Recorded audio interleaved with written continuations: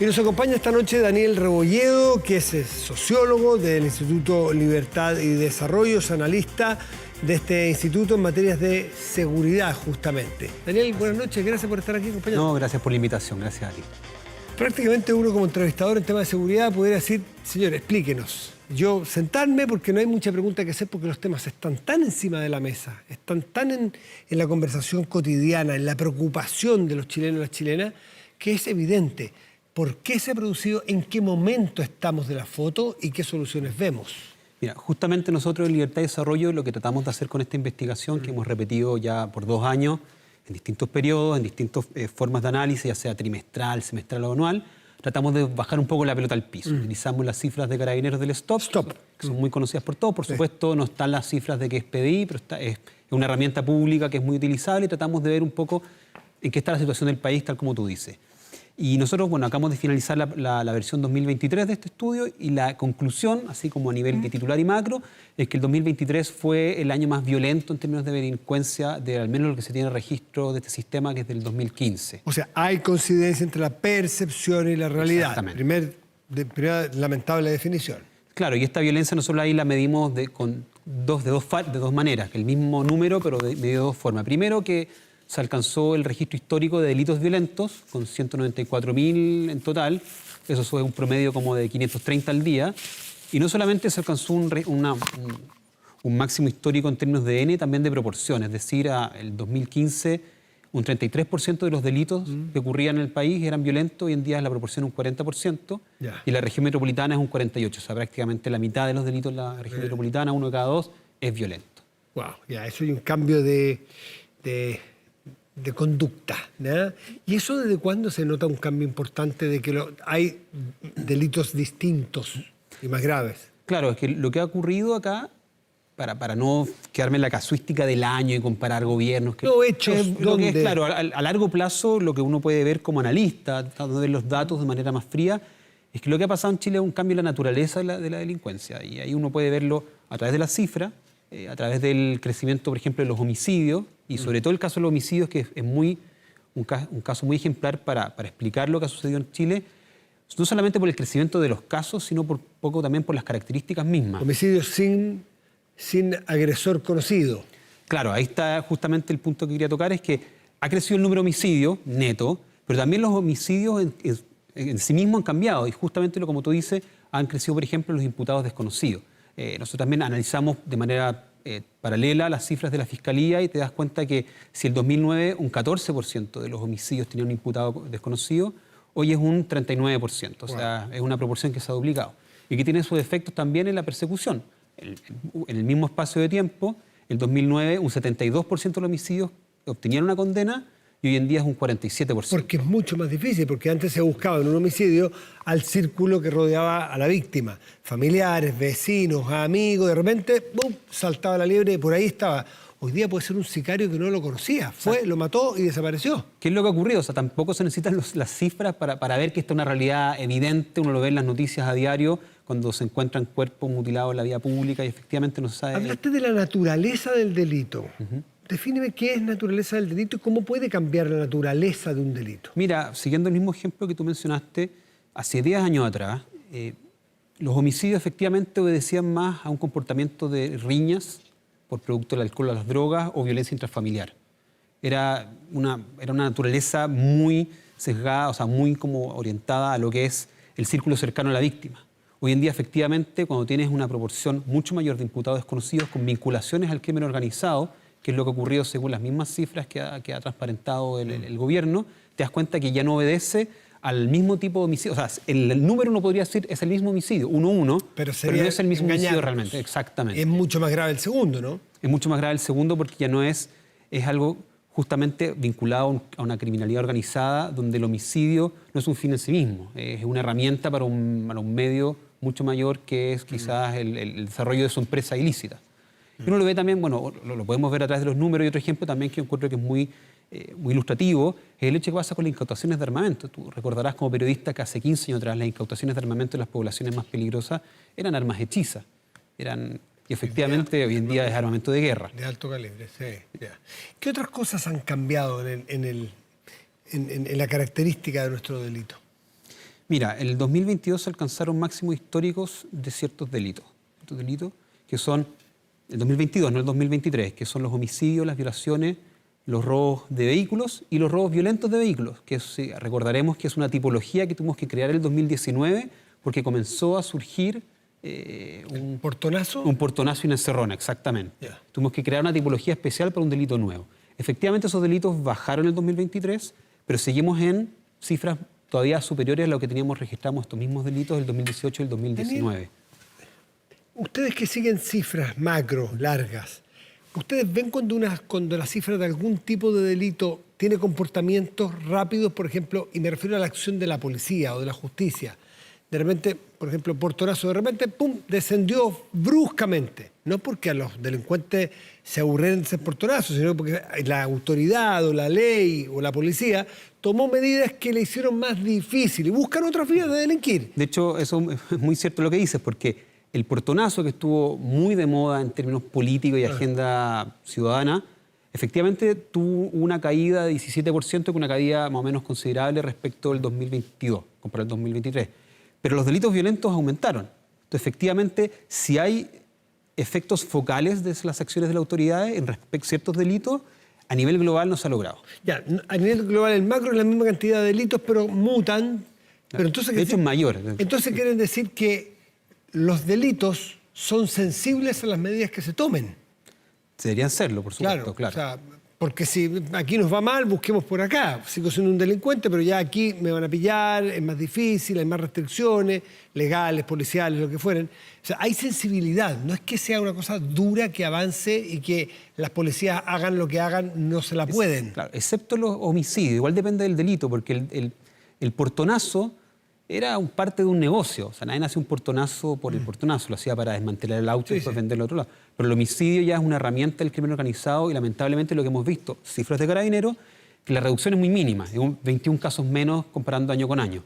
Tenemos que esperar todavía lo que salga la cifra oficial. Mañana pasado, entiendo, ¿eh? Sale la del primer semestre del Sí, 2023. esperemos que esta vez el gobierno la saque en oficial, porque hace un par de semanas se tentaron en sacar esta información preliminar que lo único que hizo es generar confusiones.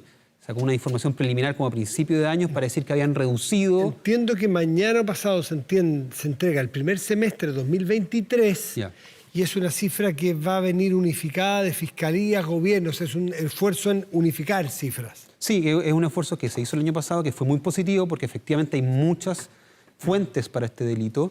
Y esperemos que muestre la realidad tal cual es. O sea, y esperemos qué es lo que pasa, sobre todo, no solamente con el delito, sino con la tasa. Porque Y, o sea, por lo tanto, como resumen es que los delitos violentos han aumentado y en ellos los homicidios con imputado desconocido aumentan más, lo cual hace que la preocupación sea, o la sensación es la que tenemos. Sí, porque la percepción que nos reveló la NUS, que efectivamente 9 de cada 10 personas creen que la delincuencia ha aumentado en el país. Ese fue como el gran titular de la NUS. Pero si eso lo bajamos a otras dimensiones, vemos que un 50% de la misma NUS creía que la delincuencia había crecido en su barrio. ¿A qué nos referimos con esto? Que no es solamente un tema de percepción a nivel nacional, que uno puede estar contaminado, por así decirlo, por ver tanta noticia al respecto. Si uno ve que en su barrio ha crecido la delincuencia, efectivamente es porque está palpando algo que es más inmediato. Que a uno le pasó, que uno lo vio o que le pasó a una persona cercana. ¿Y qué medidas pudiera haber para enfrentar esto? Porque lo que se percibe también es mucha impunidad, que hay grupos que lo hacen porque saben o piensan que no les va a pasar nada. Pero ayer, ahí donde estás tú, estaba el ministro de Justicia y habló de, a juicio suyo, un abuso de las prisiones preventivas. Tenemos una institución carcelaria que ha crecido de manera muy rápida. Entonces, ¿cuáles son las soluciones que ustedes ven? Bueno, de partida tener un diagnóstico común, que es algo muy de perogrullo, pero que efectivamente no hemos logrado todavía y hemos logrado cada vez un poco más. Yo creo que también hay que hacer algunas reformas estructurales, principalmente al Ministerio Público. Hoy en día hay 2 proyectos de ley que me parecen interesantes, que son que es el reforzamiento del Ministerio Público. Hoy en día los fiscales tienen todavía 1.800 causas al año, en promedio, por fiscal. Y el otro es la Fiscalía Supraterritorial, que es una iniciativa que está incluida en el proyecto de Constitución que perdió hace un par de meses, hace un mes atrás, que es básicamente crear una fiscalía que pueda de manera dedicada a estos casos más complejos que efectivamente no responden o no obedecen a los límites políticos internos de la nación, sino que el crimen organizado se mueve por cualquier lado. Y también en tercer lugar, yo creo también que es una clave que no hemos visto todavía, que es la frontera. O sea, este crimen organizado que ha crecido en el país, que ha crecido el contrabando, que ha crecido el narcotráfico, que ha crecido la trata de personas, tiene una puerta de entrada que es la frontera terrestre, que hoy en día, si me pregunta a mí, yo creo que nosotros como país tenemos que avanzar a lo que es a una policía fronteriza, similar a lo que existe en la frontera marítima y en el aire en este país. ¿Y la situación carcelaria? ¿Cómo la ven ustedes? Mira, la situación carcelaria...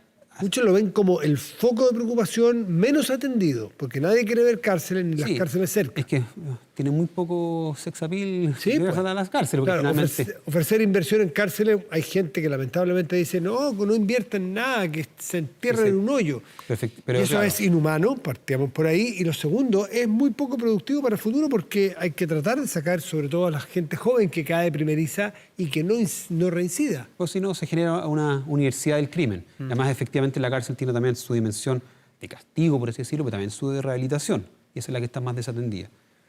Pero ¿cómo ven la situación de hacinamiento, de infraestructura carcelaria, de prisiones preventivas, insisto? Bueno, la cárcel efectivamente también ha tenido un cambio un poco en su naturaleza. Ha crecido la población carcelaria a un ritmo mayor que el que crece la población. Sí. Y también ha crecido un poco la participación extranjera dentro de la cárcel. Que eso es algo... En el norte más del 50% son Tarapacá es más del 50% y a nivel nacional es un 14%, entendiendo que a nivel nacional la población extranjera es un 8%, según los últimos datos. Entonces hay una sobrerepresentación. Y ese es un fierro caliente que obviamente también es muy complicado de tocar porque obviamente hay sensibilidades muy diversas respecto al tema. ¿Y las prisiones preventivas ustedes las ven como exageradas o no tienen opinión al respecto? Mira, yo... ¿No lo han estudiado? No, yo al respecto de eso no tengo una opinión más clara, tendría que ver cifras al respecto. Lo que sí es que estamos fallando a nivel como sistemático en varios flancos, en tema frontera, en tema carcelario y en tema persecutorio. ¿Y la realidad que vemos en otros países cercanos y Ecuador, el que tenemos más cerca porque es el más reciente, el más llamativo, el más cercano, ¿ustedes ven que pudiera haber visos o proyecciones a entrar en situaciones de ese tipo? Mira, a nivel carcelario, uno siempre en Chile decimos unos mantras en nuestra historia, si uno estudia la historia de Chile en varios temas atrás, como esas cosas no pasan en Chile. Yo creo que es mejor alarmarse hoy en día y pecar de exagerado que pecar de ingenuo en unos años más, porque finalmente la situación que estamos viviendo hoy en día en varios flancos de la delincuencia, hace 5 años atrás o hace 10 años atrás, que es nada en términos de historia, creíamos que era imposible y llegó acá. Y llegó efectivamente a un país que tenemos una tasa de homicidio de 6,7 y en regiones como Arica que tenemos una tasa de homicidio de 17 por cada 100.000 habitantes, lo cual está en el barrio de Venezuela, Haití y Puerto Rico. De hecho, hoy en día, si Arica se independizara como país, estaría entre los 20 países con mayor tasa de homicidio del mundo. Wow. Entonces, Chile tiene, la medición internacional, el estándar es homicidios por cada 100.000 habitantes. Eso es lo que hace, es el consenso internacional. ¿Sí? Claro, para comparar las realidades poblacionales de cada país. Nosotros estamos en 6,7. 6,7. ¿De esa cifra de cuándo es? Es la cifra del 2022. Estamos esperando la cifra que tú mencionaste para ver en cuánto se movió esa tasa. Pero que yo sé, puede haber caído un poco. Sí, puede ser que haya caído. De todas maneras, uno siempre tiene que compararse obviamente con el vecindario. Nosotros igual seguimos estando en lo abajo de la tabla del vecindario, exceptuando ciertos territorios como el de Arica. Pero también hay que compararse con la historia personal. Chile era un país relativamente seguro donde efectivamente la tasa era menor a 4 hasta no mucho tiempo atrás. El 17 era 4,5 según lo que leí. Claro. Lo curioso es que Ecuador era 5,8, bajísimo también. Y Ecuador está en torno a 40 hoy día. Claro, porque estos fenómenos explotan muy rápido, se desarrollan de manera muy rápida. O sea, lo que pasó en Ecuador, también lo hemos visto todo por las noticias, fue un chispazo, fue una situación que se acumuló como un polvorín y efectivamente entraron en un estado de semiguerra civil por un motín en una cárcel.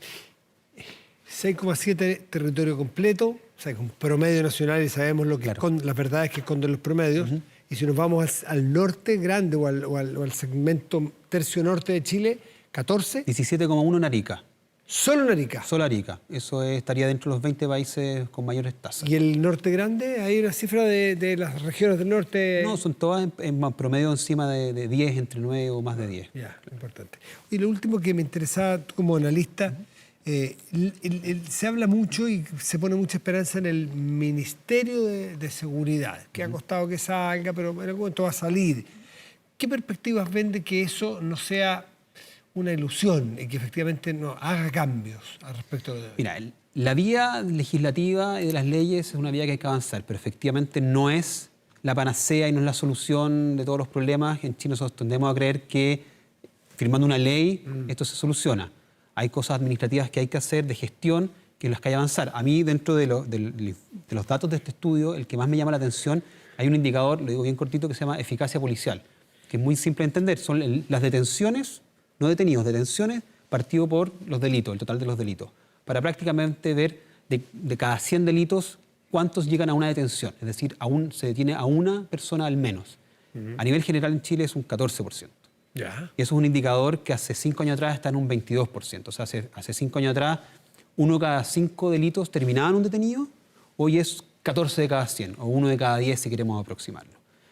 Extrañamente, este es un indicador que no ha vuelto a la normalidad después de la pandemia. Es decir, en la pandemia todos los indicadores cayeron, porque el país total se no salíamos de las casas. Los carabineros se dedicaron a otras funciones, entonces cayó de 22, 21 a un 15, un 14. Salimos de la pandemia, todos los demás indicadores comenzaron a subir, número de delitos, subieron los recursos destinados a seguridad, según el mismo gobierno tuvo un aumento histórico, pero este indicador de eficacia, teniendo más recursos y teniendo una cantidad de delitos total menor a la anterior a la pandemia, se ha mantenido igual. O sea, no hay y eso demuestra que el aumento de recursos por sí solo no genera un efecto por sí solo. ¿Y qué cambio entonces podría tener el ministerio? ¿Qué beneficio? ¿Para qué discutimos un ministerio? No, yo creo que aquí tiene dos virtudes. Una, dedicación exclusiva, y terminemos esta quimera extraña entre que tienes un ministro que es jefe político y jefe de seguridad y que tienes algunos ministerios que tienen la función de vocería, relación con el Congreso. Yo tengo entendido que hay un proyecto paralelo para más o menos hacer un ministerio político debidamente tal. Mira, la función, yo creo que la dedicación exclusiva de un ministro tiene sus ventajas.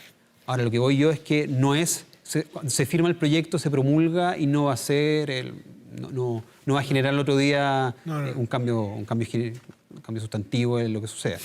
Daniel Rebolledo, sociólogo de la Universidad Católica y es analista en materia de seguridad del Instituto de Libertad y Desarrollo. Te agradecemos mucho por venir esta noche con estos datos a tratar de darnos más luz, más claridad en un tema que tanto preocupa y según todas las cifras indican, con toda razón nos preocupa. Muchas Daniel, gracias por la gracias invitación. por estar aquí. Un gusto.